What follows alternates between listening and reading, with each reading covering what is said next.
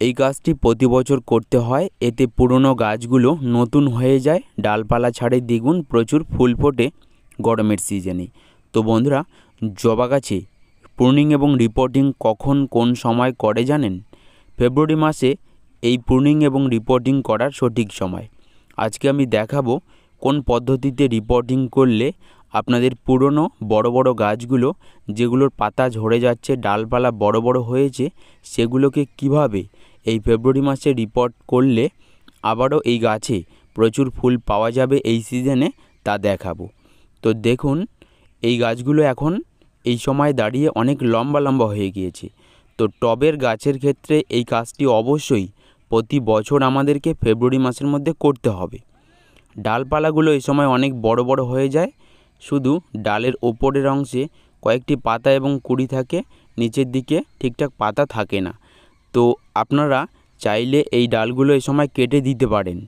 এভাবে জবা গাছে যদি হার্ড প্রুনিং এ সময় করা যায়, মার্চ থেকেই গাছের গ্রোথ নিতে শুরু করবে, আবারও গাছটি দ্বিগুণ ঝাঁকড়া হয়ে উঠবে। গাছগুলোর হাইট অতিরিক্ত হলে পরিচর্যা করতে অসুবিধা হয়। তো টবে গাছ করার ক্ষেত্রে গাছগুলোর হাইট মিনিমাম রাখা ভালো। তো সারা বছর কিন্তু এই গাছগুলো বাড়তি হয়, এই সময় দাঁড়িয়ে আপনারা এই কাজটি করলে আবারও গাছটি নতুন করে ডালপালা ছাড়বে। তো হাইটকে মিনিমাম রাখার জন্য এটাই সঠিক সময় ডাল কাটাই ছাটাই করতে পারেন। ডাল কাটিং করা হলে এই কাটিংগুলোর অংশে যে কোনো একটি ফাঙ্গিসাইড প্রয়োগ করুন। ফাঙ্গিসাইড না থাকলে আপনারা হলুদের গুঁড়ো ব্যবহার করতে পারেন। এভাবে জলের সঙ্গে মিশিয়ে পাতলা করে তারপর আপনারা এই কাটিংগুলোর মধ্যে এভাবে লাগাতে পারেন। তো এতে হবে কি, এই কাটিংয়ের অংশগুলো শুকোবে না বা ফাঙ্গাস লাগবে না। পরবর্তীতে এখান থেকেই দেখবেন প্রচুর ব্রাঞ্চ বাইর হবে, গাছটি তাড়াতাড়ি ঝাঁকড়া হবে। ফেব্রুয়ারি মাসে যদি এই কাজটি করা যায়, মার্চ থেকেই ডালপালা বাইর হবে। তো দেখুন, খুব সহজ পদ্ধতি, এই পদ্ধতিতে ডাল কাটাই ছাটাই করে নিন। দেখুন, এরপর যে কাজটি করতে হবে, টব পরিবর্তন করতে হবে, কারণ একটাই, শেকড় প্রচুর পরিমাণে বাউন্ড হয় সারা বছর একটি টবে গাছ থাকার ফলে। তো এতে খাবার দিতে অসুবিধা হয়, জায়গা থাকে না। তো দেখুন, দীর্ঘদিন ধরে টবে গাছ থাকার ফলে এরকম ফাঙ্গাস লেগে যায় শেকড়ে।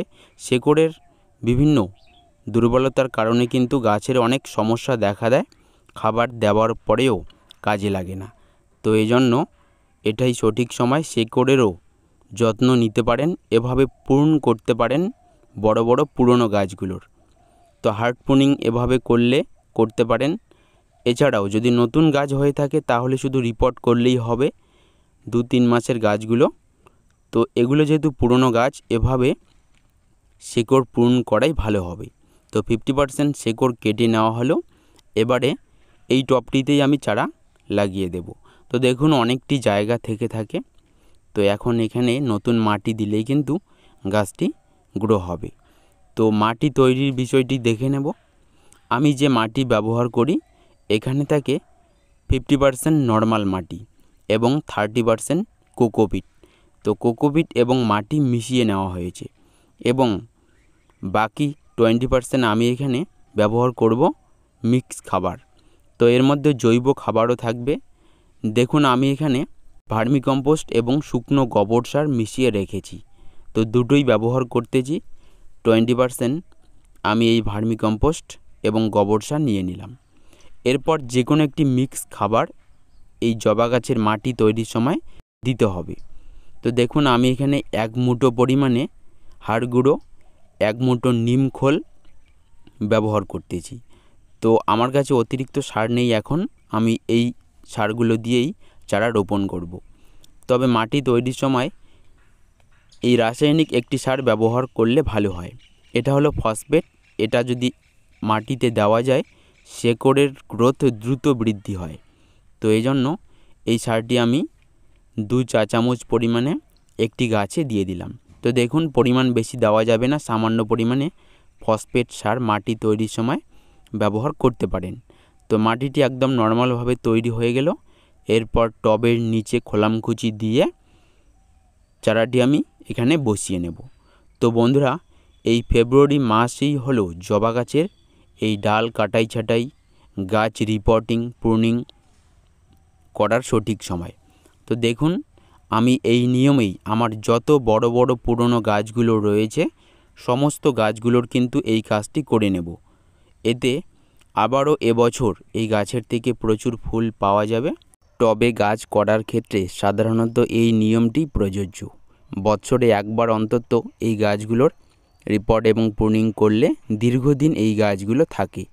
তো জবা গাছের পাশাপাশি বেলি এবং টগর গাছেও করা যাবে। আপনাদের কাছে যদি ছোট ছোট চারা থেকে থাকে তাহলে এগুলোর শেকড় পূরণ করতে হবে না, সরাসরি টব পরিবর্তন করতে পারেন। আগে যদি 6 ইঞ্চি টবে থাকে এখন 8-10 ইঞ্চি টবে বসাতে পারেন।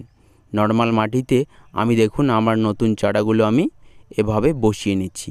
চারা গাছ রিপোর্ট এবং পূরণ করার পর অনেক সময় শকজনিত কারণে গাছ মারা যায়। তো এটার মূল কারণ হলো শেকড় ছিঁড়ে যায় বিভিন্ন কারণে। শেকড়ে যাতে কোনো রকম ফাঙ্গাস না লাগে জল প্রয়োগের সময় জলের মধ্যে ফাঙ্গিসাইড এবং রুট হরমোন মিশিয়ে এই সময়টায় প্রয়োগ করা যাবে।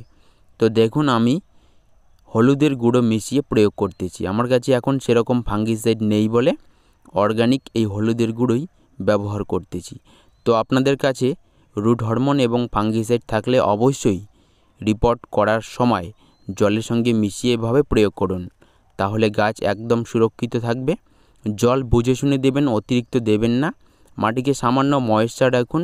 গাছগুলোকে 7 দিনের জন্য ছায়াযুক্ত স্থানে রাখুন, তারপর বাইর করে দিন, কোনো ক্ষতি হবে না। দেখুন আমার বাগানে প্রতিটি গাছেই কিন্তু এরকম বড় বড় হয়ে গেছে। আমি সবগুলো গাছেরই এখন রিপোর্ট পূরণ ডাল কাটাই ছাঁটাই করতেছি। তো আপনাদের হাতে সময় থাকলে অবশ্যই ফেব্রুয়ারি মাসের মধ্যেই এই কাজগুলো করতে পারেন। এতে জবা গাছ নতুন করে গ্রোথ নিতে শুরু করবে, মার্চ থেকে ডালপালা ছাড়বে এবং প্রচুর পরিমাণে ফুল ফুটবে গাছে এবছর। ধন্যবাদ।